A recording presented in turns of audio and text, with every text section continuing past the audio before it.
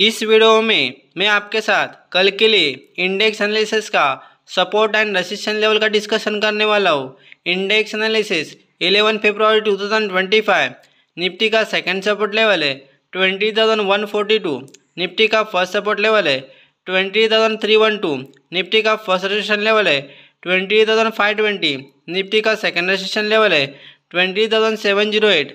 Bank Nifty का second support level है 48,598। Bank Nifty का फर्स्ट सपोर्ट लेवल है 49,496। बैंक निफ्टी का फर्स्ट रेजिस्टेंस लेवल है 50,798। बैंक निफ्टी का सेकंड रेजिस्टेंस लेवल है 51,502।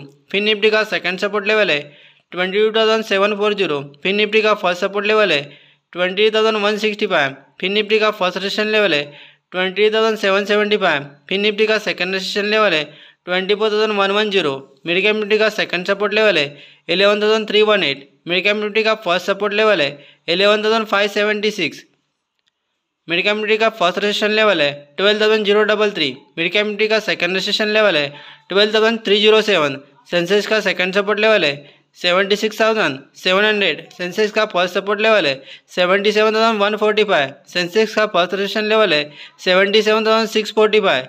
सेंसेक्स का सेकंड रेजिस्टेंस लेवल है 78,000। यही सपोर्ट और रेजिस्टेंस लेवल के बेसिस पे मैंने इंडेक्स एनालिसिस का 14 प्रोबेबिलिटी कंसेप्ट बनाया है।